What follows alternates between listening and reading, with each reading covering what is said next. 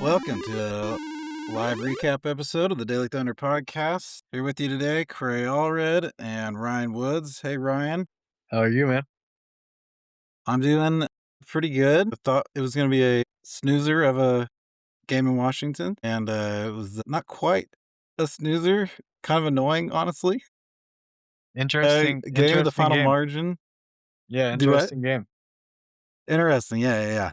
So the Thunder do win their 11th straight in Washington. No surprise there, but it was a 3-point game heading into the fourth quarter. The Wizards had been pretty happy from deep, but also just been pretty easily scoring all game.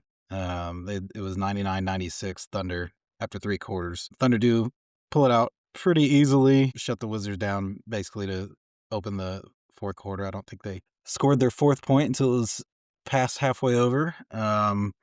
But yeah, another win, kind of a strange delayed blowout of the Wizards that really didn't happen under the end of the fourth quarter. There's, of course, a big late second quarter brawl that got some player Thunders ejected. So let's start there. First quarter, second quarter, Wizards hanging in closer than you might expect. Just kind of a random end of possession, no foul, no anything, just Jalen Williams, J. Will, and Justin Champagny just having a little altercation when inbounding, when Jay was about to inball the basketball, and Champagny didn't want to get out of the way, and then AJ Mitchell ran up, and AJ Mitchell got popped and then charged and created kind of a little, what do you call it in football? And there's a big pylon. Yeah, basically a big pylon that didn't really mean Dogpile. dog pile. There you go. And Thunder got the worst end of some suspensions, excuse me, ejections. I was about to say, are we breaking news right now? No suspensions. I doubt there would not be anything like that after that was a pretty light. Anytime things get into the audience, the refs get Yeah. pretty trigger happy with ejections and technicals and calming things down. But what did you think about the brawl, and if that had anything to do with how the game turned out, any bad vibes, any complaints the Thunder should have with how it turned out? It was weird how it came down. In the moment, I was very surprised to see AJ and Kaysen both ejected on one tech. They did make it clear those two received one technical foul, but were ejected for their participation in it. We'll probably start. I'll read the pool report after the game. This was with crew chief John Goebel. This was conducted by Josh Robbins of The Athletic. What merited two technical fouls each for Champagny and Jay Will. Goebel, initially, Champagny and Williams were assessed technical fouls for pushing each other. That's what you mentioned during the dead ball. Champagny was then assessed a second technical foul for making contact to Mitchell's face. During review, a second technical foul was assessed to Williams for his actions during the scrum. Next, why were Case and Wallace and AJ Mitchell ejected? Goebel, they were ejected for not acting as peacemakers and escalating the altercation. I'll continue, then we'll get into it. Question: why did Anthony Gill not receive a technical foul? This is who came in late and was essentially on top of AJ into the camera row. Goebel, it was observed that Wallace pushed Gill into the altercation after falling to the floor. It was not observed that Gill did anything in an unsportsmanlike manner to assess a penalty. So I think that was the initial surprise, was that Anthony Gill got nothing. Uh, after they reviewed it, he was he walked free. And then we had three Thunder players ejected as well as Champagne ejected. Anthony Gill just like, all right, I'm back. Yeah. Other people are, like you said, the other people being penalized for not being peacemakers. Yeah, it didn't. I mean, I guess he was, Emperor Peacemaker, and all of that is how they saw it. I wasn't surprised by Jay Will and Champagne. Like they were it looked like the rep was starting to signal a double tech on them before the AJ thing started, before it spilled over to other players. It looked like they were both about to get double techs and we were going to keep going. So I wasn't surprised by the 2 of them getting a second tech and being out of there. I was really, really surprised that there were any other ejections. I thought we might get a couple more technical fouls and then we play on. So surprised, I guess, surprised to see Kaysen and AJ ejected there. We should mention here some hilarious social media stuff. I don't know if you've seen Oh, this, yeah. but, there was a meme. I think Cone was the first to put out the meme, I could be wrong, but they all reposted it, and Kaysen specifically mentioned ISS, in school suspension. I said ISS was lit. I thought that was so funny. Just the visual of the 3 of them back there in the locker room sitting at desks just goofing off was funny. But what did you think? Like, were you surprised that the other 2 guys were tossed? Definitely. I felt like it was, rule interpretations in search of the punishment they were looking for. I think they blame Jay Will for starting it, and I Yeah. think that they were And looking for which ways. fair enough, he did. Yeah. And this isn't his first, run-in with guys. Like, he's starting to really, I don't know if this is conscious or not, but the the aggressor that has shown in J-Will over the last couple of months, I find interesting. He's the, I've been calling him the baby face pest. He's, always smiling, you know? That's the weird part is that, like, he's the most, like, unassuming, pretty happy, always in a good mood guy, laughing and, like, Including when he's fighting, he's almost to the laughing. expense of his teammates, like, he's just, like, goofing off all the time. And so it's funny and kind of odd to see him be the guy that's, like, in the middle of a lot of these, things.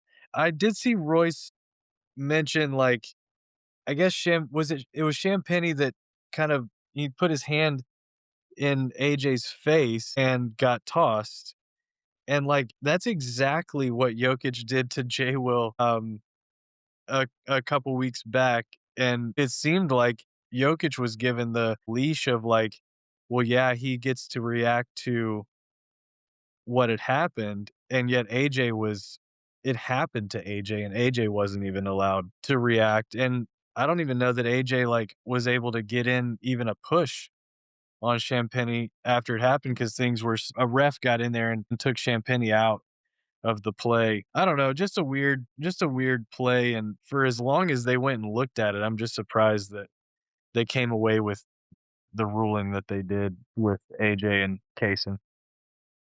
Yeah, I mean, and this is part of being a fan and following games on social media, but you can look at very, very similar behaviors from 2 different players and 2 different teams and think that, Jokic was everyone was cheering Jokic on, right? Like, he's like, he's entering his supervillain mode, and look how crazy his eyes were, and finally someone standing up to Dort and the Thunder and, not letting him get away with it, and, yeah, not the same reaction for Thunder players getting angry when they're shoved in the face or, whatever, so It's been an interesting year for the mush, the face mush. I've learned certainly this year how, like, disrespectful guys view that as. Like, that is just you just don't do it, and it's happened we've seen it happen a couple times now in OKC games, and yeah, AJ was I mean, I didn't we've never seen AJ react like that, and he was hot after that happened to him. yeah, yeah. It I mean, was I guess forceful that's contact, like, to his face. yeah, I mean, that's kind of the idea of a standoff, right, is, closer, closer, closer, and are you gonna touch me, right? It's like, and no one usually in the NBA are going to touch anyone, I was and it's watching just the that. I was watching the Wizards broadcast, and, um, their analyst is Drew Gooden, and He he was was even on he AJ's was like, side. "If I'm AJ, I'm mad, like, I got pushed in the face and I get tossed, like, that's that's wild." Yeah, yeah. Yeah, he was surprised by that as well. I will say, I will say it has been Jay Will or Dort at least initiating, whether it's intent, they're not trying to start brawls, but they're they're testy players, right? They're very physical. It's a very physical team, and it's not like people are taking cheap shots on the Thunder and they're responding without a composure. They really are mixing it up, you know? Yeah. Yeah. I do think we're seeing this, not to talk about free throws with Shea every time, but Shea is now commenting publicly on kind of the bias against the Thunder and some of the hate they're getting, primarily with his whistle. And I think we're just entering that. I think everyone feels it. They're kind of entering the for real villain era, right? Any great team that gets good enough and enjoys winning and is cocky and confident and unintimidated by every single other team and player, then people start to sour on them and Yeah. not enjoy watching them blow out teams and celebrate and add to their margins with physical, tough, pushing the limits of the rules of defense to keep their edge and stay as dominant they are. Like, it's going to keep annoying everyone. And they're just going to have to figure out their kind of, because they're such, like Jay Will, they're smiley guys. They're wholesome. They're not like problematic personalities off the court, but they are kind of assholes on the court. So they're going to have to figure out, how they maintain their identity without playing into, we don't need in the playoffs lots of ejections and flagrant fouls and technicals Yeah, no in very question. tight games, right? No question. And a lot of times stuff like what happened initially between Champagne and Jay Will, if you go back maybe the prior possessions, you then find out that like maybe we missed that they had been kind of physical with one another or jawing with one another beforehand. So I'll have to go back and see like was this kind of bubbling up and then that happened, or was this just like because it did seem like kind of random that just one guy's in the other guy's way and it turns into all of that. So I don't know. I'm interested if it was leading to something like that or if it was just like two guys letting it bubble over pretty fast. Or did they just mistake one champagne for the other, and it's just the Spurs bad blood spilling over into the There's Washington game? multiple Champagnes, multiple Jalen Williams. They're everywhere. Yeah, I do. It wasn't like the Thunder were playing chippy, aggressive defense to their normal No, standard no, up to that point. the Thunder, like, hardly you could hardly call that first half defense from either team. It was 69-64 at the half. And Neither that one team was with was like everyone but Jada. I mean, that was like the defenders, Chet, Ihart, yeah, Case, and like everyone, Caruso, like all the like big hitters on defense were available, and they were not, strangle holding the Wizards like you might no. expect. And the It Wizards was are not one of these rebuilding tank teams that are like play no defense and light it up on offense. They actually suck on offense too. So well, it's and pretty poor performance. they do play really hard. Um, if you're not going to, like if you're not gonna try on that end, these guys will still score. And Sarr had it going early. We've seen it a million times. If you give bad teams like decent looks from three at home, you shouldn't be surprised if they start going in at an annoying rate. And it took, I mean, they scored 30 points, I believe, in every quarter except for the fourth, where they scored 15. Thunder played, I would say, the second half was certainly different, and I think maybe some of that the altercation stuff had something to do with their effort in the second half, but I mean, the Wizards still put up 32 points in the third. It's wild that they scored 32 in the first, second, and third and lost they tied the first quarter and then lost the next two. And then yeah, 29-15 fourth quarter, but yeah, interesting night where it didn't seem like the Thunder played with much attention to detail and much urgency on the defensive end until um, you know into the third quarter, fourth quarter, and it's the part. This is March. This is March in the NBA. You're going to get a lot of times against certain teams. You're going to get the bare minimum, and the bare minimum was um, are good enough for a 20-21 point win. Yeah, I mean, it's one of those where we're very annoyed. I was very annoyed, especially through 3 quarters.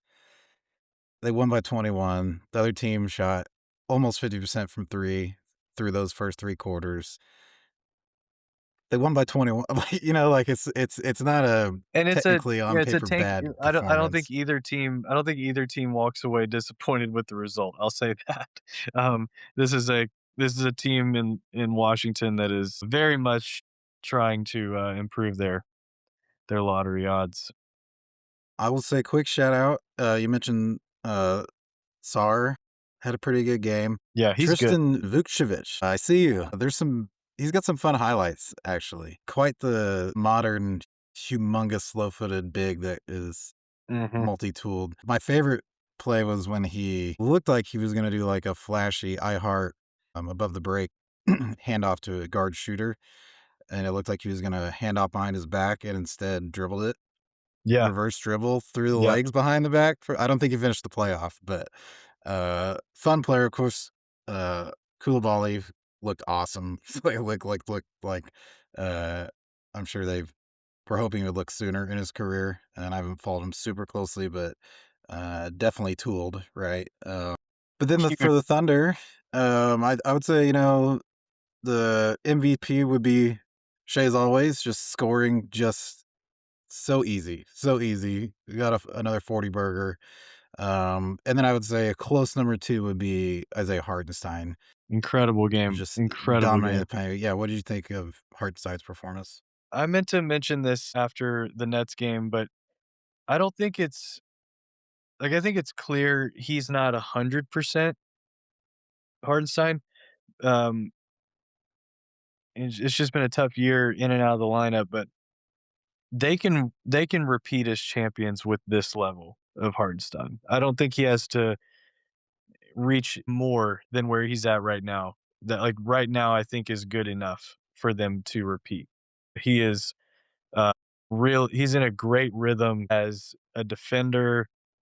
I think he's getting like I don't really know enough about like defensive mentality or rhythm to I don't know if it's rhythm, but like he's processing at the speed again, at the proper speed again. On rotations, on being ahead of the play, not chasing. He's not chasing the ball. He's not getting into like touch fouls as near as much and the play is coming to him a lot more than he's like chasing the play. And that's a huge point for him, someone who's not necessarily defending above the rim like Chet does. He's in great position, he's in great rhythm as a defender, as a rebounder, and then the playmaking is it feels like it's taken a leap almost. I think that has to do with like we talked about in the last game.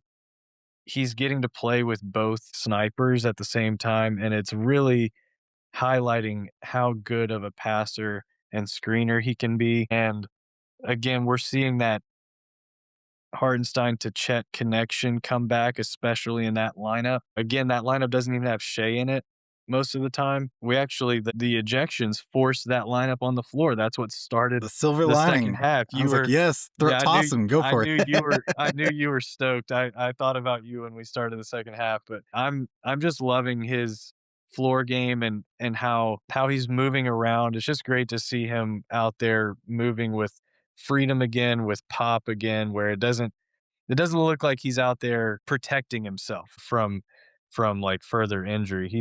I think he's feeling a lot better, even if he's not 100%. I feel like he's very close, and he's really feeling like himself out there again. And the team has needed it. He's been incredible on the glass where they struggled without him, and then just his passing and playmaking has been phenomenal. Yeah, I'm with you. He can be really effective when he's not at 100%. It sometimes makes it hard to figure out exactly where he's at, but he can definitely look like he's really laboring sometimes. And Yeah, he's kind of a lumbering guy. He's not above the rim. He's not super fast, but sometimes he just looks like a little off balance, a little, like you said, kind of reaching, chasing, quite up with the speed, with his lower body and everything, feeling great, but he looks way good. And It might a lot of it just might be the juice that he gets on offense from, like you said, his orbiting moons. Yes, that's a I heart the great way to sun put it. and the Jocane moons Yeah, constantly swirling around the court.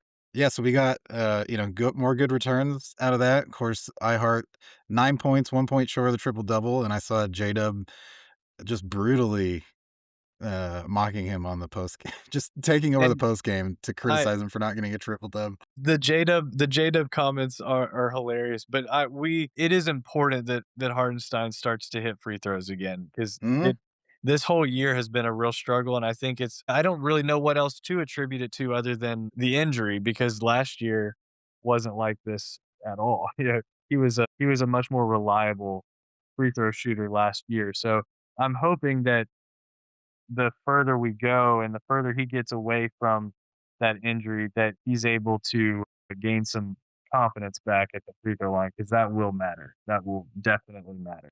Yeah, definitely don't need a shack a heart or hack a heart Yeah, Hack a Heart's a situations in the playoffs. The Thunder yeah, have that's been got very some immune ring from to it, that. unfortunately. Yeah, yeah. Yeah, he looks I think he's if we talk about playoff availability, I feel like iHeart is part of the big 4. Absolutely. I think they need more than the big 4 to win every single postseason round, but in terms of who they need healthy throughout the duration of the postseason to really have a chance at the title, I think iHeart is right there with not I don't say he's important to the future of the franchise or even as good of a player as J-Dub or even Chet, honestly, but he is I feel like that the role he plays partially because of just the size factor where, we've seen how they can play up if they're undersized on the front court if J-Dub's there and Yes. survive with him and Caruso and everyone playing solid help defense, and J. Will's made that easier as well this year, but if there's no J-Dub and there's no iHeart, just that front court's just been, pulverized by most other teams in the league just on the glass, and it's just not something that I don't think the Thunder can gang rebound their way out of. It's not something that with the players they have, it'll just be a big disadvantage if they don't have iHeart, just like it would to not be have one of the other big 4 players.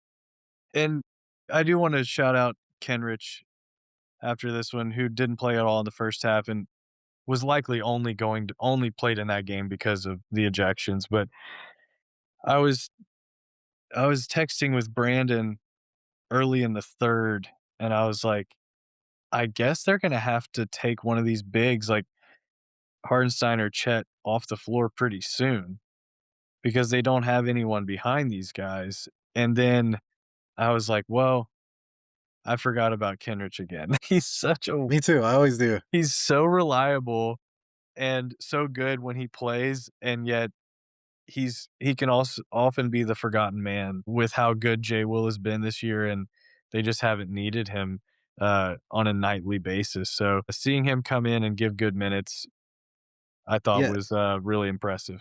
he was not part of the runaway run in the Mhm. 4th, but he was providing stable half court offense for a good 3 or 4 possessions when the Thunder were turning it over a ton. It was basically Shea and Kenny, and every time there's, injury, rotation, ejections, we're all like, who are our favorite backups that are gonna shine? And then as soon as Kenrich gets in, I'm like, what's really his music too? This is always, he always and it's never with, he's not gonna break out for hit 6 threes or something, but Yeah. like some of the others, but he just has those moments. He's such an innings eater, to use a baseball analogy. He's like you said, he wasn't involved in the big run, but, like, he's a guy who can give you enough minutes there to where you kinda set up the big run, because that lineup gets to come back fresh, and you haven't really given up much when Kenrich comes out there. So, he is a he is a pro's pro. He is always ready. We've seen it so many times. But he's a guy like when people talk about this team, how many of the guys that don't play a ton of minutes on this team would play a lot for other teams. I think he's one of them, and I think his role would be a lot bigger on in a lot of other situations, even teams that are in inside the playoffs, or that will be playoff teams this year. So just shout out to Kenrich for he's just so consistent and ready whenever they need him. So I thought he was great tonight. Was played an important role. Definitely one of those, like, We've said this too many times, but one of those Carlson, like, Yes. role player veterans that just Such an knows easy total comparison to pro. make. Yeah. Yeah, yeah. He's I guess he's got the Carlson belt right now. I He think does. it's been passed off a 100%. couple of times, and no one's been anything close to, like, the duration of Carlson's career, but, he's wearing it right now and has been for the rebuild, so. Yeah. Yep, yep. What'd you think of Caruso's night? Caruso, I'm gonna pull his numbers up so I'm not too unkind. I'll say this while you're looking. I'm I haven't looked at it, but the my feeling is his base for someone of his usage, if you look at all the guys that have a usage rate around where Caruso's is, I would be shocked if he doesn't lead that group in turnover rate. Like, Okay, it's okay. multiple per game, and he He's doesn't have the ball that much. I was trying to figure this out recently, actually. So, he missed a couple threes, that's why I'm looking and I was annoyed, but he had a couple blocks, steal, 5 assists, like, he's always making good competitive plays, but he has it was Danny Green. So I don't remember who it was, but someone pulled out a Caruso is the best transition defender, Yeah. and you were like, "What about Danny Green?" And I do think he's a good comp to Danny Green, but Danny Green also is this kind of like super pro, super competent, 3 and D, makes the right play, but also makes like kind of boneheaded, weird, like playing a little out of himself pretty consistently. And I don't know if it's Caruso playing out of himself, but he's got kind of an off kilter bounce and an Mhm. off-kilter rhythm that not a lot of other players have, and I think when it goes wrong, he does turn it over, he does get blocked a lot, I feel like, and it looks ugly when it goes wrong. I don't know if maybe it feels worse than it really is on the whole, but yeah, I'm not surprised he said that. It just feels like he's constantly turning it over. The turnovers right now, like, in the last couple of weeks, he just seems this is a weird way to say it, he just seems bored. He seems really bored, uh, like, for a vet like that, I can't say I blame him, but the turnovers are just the rate of turnovers based on his usage, I feel like has gotta be off the charts. But I was rewatching the end of the Boston like, the second half of the Boston game, and there's just one. There's only one of those guys. He is so effective and makes plays that no one else does. So, this is not a this is not a referendum on Caruso. The turnovers I've just been meaning to mention because it's been something that's, like, annoying, but also kind of hilarious. He's also, like, constantly on the verge of being hurt, re-injured, it feels like. Oh, Like, he I know, constantly I know. No, that's always his play style, but Yes, he's getting up real gingerly a lot. I know. To where I've thought he was definitely gonna check out a couple And times. as soon as you know, like, because with him, it's if he gets re-injured, it's we'll see you in a couple weeks. It's not Yeah. a and Yeah, honestly, you're the not hip like, "Oh, he's praying something. Oh, it's a contusion." You're like, our Caruso contusions are like, yeah, bone bruises. the hip the hip contusion I guess it's probably been about 7 to 10 days, I can't remember, but he actually only missed, like, 1 or 2 games from it, and I thought that was, like, a borderline miracle. Yeah, which is I mean, health is still kind of the elephant in the room. I think we're analyzing everything and just who is truly healthy. So Jada might be back. He's traveling on the road trip. He's done another cryptic soft launch of his return to the court, which he's done Yeah. before. Doesn't really matter. He's going to play what he's going to play. I don't know if he'll be on the road trip. I could see it being on the road trip just because they might be wanting to rest other guys, and that might be good timing for it. But my main thing is I really want, whether they disclose it or not, I really want a minutes limit. Please, can we get a minutes limit when Jada comes back? What are your thoughts on his imminent return? My my guess is that it's Philly. I think my guess is he plays Monday as maybe 20 minutes, maybe just get on the floor, kinda get your wind, and, see what you have in more of a ramp up for the Boston game on Wednesday.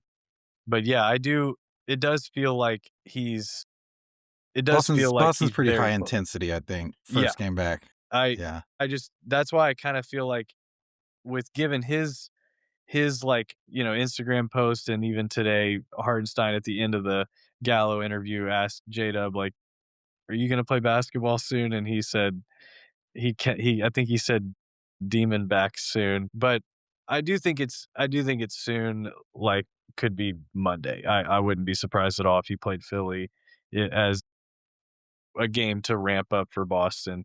But yeah, I'm with you. The minutes restriction I would greatly appreciate as we start to get him back here.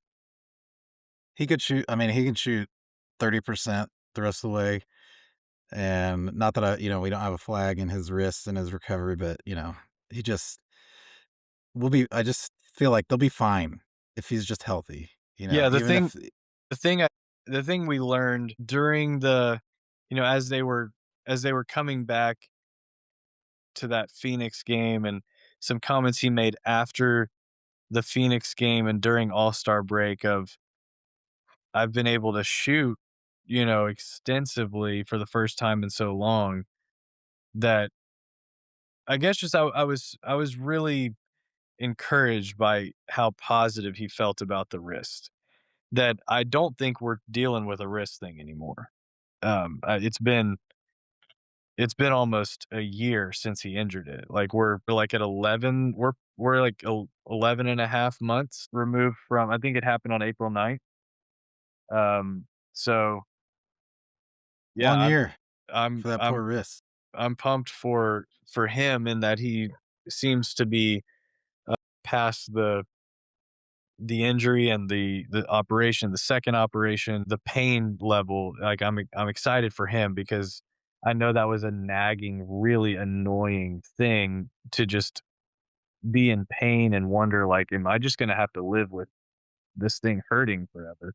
And I think this time off has helped him in that regard. But yeah, I mean, they've given him ample time with this hamstring. I think they've been much more cautious than Yeah, and he was also. It's not just happy talk. He was also very open about how the struggles you're talking about, like being. Yeah, he seemed worried, honestly, about his yeah. own long term, like in ways that I thought were silly before he was I saying mean, that. Like with Mark used the term "new normal" with yeah. him. Yeah, and I was before that, I was like, he's gotta come back, give us a sample," but when he was like, "I'll never have the same range of motion and new Yeah, normal," and so for him to be saying, "It feels much better now," I think that's probably genuine, right? yeah. And the Phoenix game I thought, like, was I mean, that was one of the best stretches of minutes in his career, and that was insane.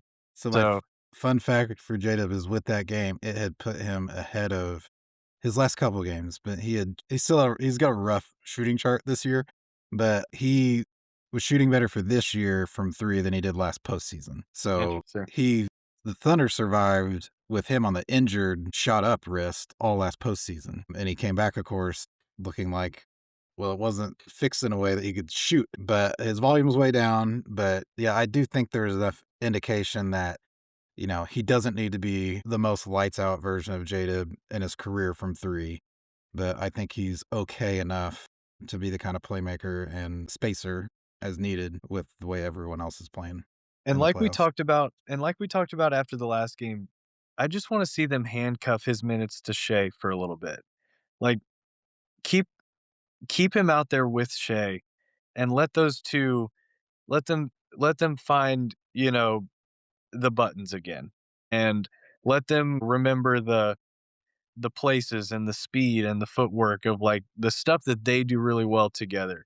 Get that going again, and let the double big and the Joe Kane lineup and AJ handle the minutes away from them, because I think they certainly can. They've proven to be really effective, but I think it gets Jada back into the game and back into the flow a little easier than just, hey, here's the ball, Shay's on the bench.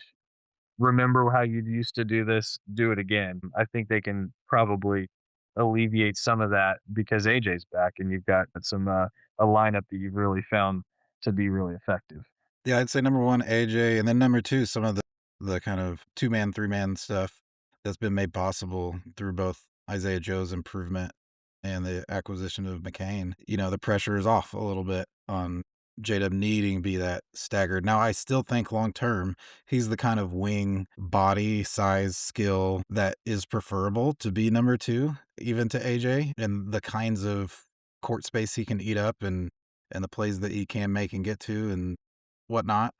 He's still ideally gonna get back to that and be just a two-way phenom. But yeah, in this iteration of the Thunder, there's just not that pressure, right, Yeah. to try to occupy that role when Shea's on the bench. And the way that this win streak has come at such a great time because they don't have to they're not under a ton of pressure, at least right now. They've got some breathing room. So, for that 1 seed, and they've they're not worried about anybody in the East anymore as far as, best overall record. So, yeah, the schedule's not terrible, from here to the end of the year. We're gonna start seeing teams, if they're locked into a seed, potentially sit guys those last couple of games. So we'll see. But I like I like it for J Dub that he's gonna be able to get back out there. I am curious, this is something obviously we'll probably never know, but I wonder when he started doing 5-on-5 again. Because I don't the Thunder aren't a team to like put a guy out there without it, especially off a soft tissue injury for the second time in the season, if he hasn't been on the floor under contact for a while. I would say for a couple weeks at least. That's Timeline would just allow that's just that, my guess. right? Yeah, The timeline was on his reevaluation and how soon he could have come back would allow that he's basically been healthy enough, but, really ramping up slow over the last couple weeks. because we're well past a month on from that Phoenix game, correct? That was the game before the All-Star break. It was early February. Yeah. So, yeah, I mean, I'm pumped. I think we should see a healthy, fresh J-Dub, which I think, if he's able to get back to that level of speed and intensity that we saw in the playoffs last year, I think that's pretty terrifying for everybody else. Yeah, to me, that's the last domino for the regular season. We've learned quite a bit and have the kind of coach that experiments a ton in the roster and the injury plagues that have created a lot of developmental experimentation. But I think we know who the Thunder are. And I think getting Jada back is just like, the most important thing heading into the playoffs by far. And we'll just, I feel like lock them in as just the obvious favorites. Not that the obvious favorites can't win, but they've essentially, faced down this gauntlet of impossible schedule and blown through it. And while I don't blame everyone for being excited about challengers, including Victor Wanyama and the Spurs, but they're like maxing out to chase the Thunder. And they're 3.5 game back. And the Thunder are basically cruising to the 1 seed after another year of having missing one of their best players for almost the whole year. Like, just Yeah, they are I just refuse to underestimate them. And like yeah, Shea's just grabbing, Luke has been insane and, you know, scored 100 points in a couple days, but Shea's just, like, cruising to 40 and just yeah, he's there's just top to bottom, they're just the best team. They're just clearly the best team. Not that the Spurs don't worry me and especially the future development of the Spurs, but just everything we see just says if they're there and they're healthy, then they're in place to march to the finals again. yeah. The signs are there like they were last year, and it's we went in. There was a lot of like no one fears Oklahoma City, that kind of thing going into the playoffs last year, and then they beat Memphis by 51 in game 1, and again, all the signs were there of like, what are you guys waiting on? This team is really, really good. The numbers are historic from this regular season, and they just, they went 16-7 in the postseason, and that was with like I don't say this as like in any instigative way, but like I've heard a lot from Denver media and fans of like how they should have like we didn't have a lot of healthy guys in game 7. Probably, we could have won that series. And I think that's true. That like I think that's valid. I think any But team on can the lose game 7. Any team can lose game 7. on the other side of that, the Thunder had to, like, hand away game 1 and hand away game 3 for that series to get to game 7. They played horribly at the end of game 6, but, like, it was really close. I think it was just as close to being a 5-game series as it was to being anything else other than what it was. So, God, the Orlando Magic just lost in the most hilarious fashion to the Lakers. So, yeah, I Though, and you know what the narrative would have been if they had lost to Denver? It would have been all those youth and inexperience things, oh, right? Role 100%. players can't hit threes, coach getting too cute with the clock management and the fouling strategy. Mhm. And I mean, I think there's some legitimacy to that they really were doing all of that for the very first time and having those kind of playoff moments for the very first time. But not no more, right? And they have better shooters now. So I'm just They feeling, do. like I said, pretty optimistic. Last comment, I'll let you go. Our boy, Brooks Barnheiser, calls in the open court, motions for an oop. And he wouldn't have slammed it, but he could have grabbed it and laid it in. But Shea threw it to him. grabbed it with 2 hands, landed under the basket, took a power dribble under the hoop, and kicked it out. I'm like, "Why motion? Why put your hand up if they're gonna throw you an oop that you could lay in We the glass just to, like, we chicken gotta out and just, we like, gotta get go." the we It gotta was get like he that was ball to Ben the rim. Simmons. We gotta get that ball to the rim. Yeah, Have yeah. to. I mean, and you could just feel him just, like, the shame, I think. Every microsecond that passed of, like, "I can still go up. I can't even go up anymore. I've gotta kick this thing kick this thing out." And in all in all generosity, the ball gets thrown back to Shea, who then drives and picks up an offensive foul trying to get it back to Brooks on the baseline. They were gonna try it again. Um, yeah, a very, very funny play They do in try this to game. help the niggas out. They like the two-way players going off and supporting Yeah, them, but there's only so much you can do. you can only lead a deer to water, Yep, you know? yep. Alright, That well, we'll was wrap it funny. there. So, okay win, annoying win, but fine win. Coming up Monday, maybe J-Dub, and, maybe win number 12 in a row against, Philadelphia as the road trip continues. McCain's revenge game. Yes, yes. Loved it, He's gonna get standing ovation. Like, they love him. They're going to and they hate Daryl for what he did. they do, rightfully so. They wanna send a message to the suits. Yeah, and I love the Philly fans. I love the process. I love their sports culture, and I feel a little bad Do you think for he'll get taking from the fans. some cheers when he scores? Yes, I do. Like, I do. kinda Yeah, petty, like, at Maury yeah. I mean, they cheers? take pride in being kind of like process knowers, right? Like the fact I would say even if McCain wasn't showing out for OKC, but he got like garbage time minutes in Drainer 3, I think they would cheer that. Like I Yeah, think I agree. they take pride in like knowing their guys and judging transactions with heavy scrutiny I for their own wonder front office. I wonder if he's gonna get, I wonder what kinda treatment he gets from Philly defenders. Like, is it gonna be like, "We're face guarding this guy, he's not gonna score against us," or is that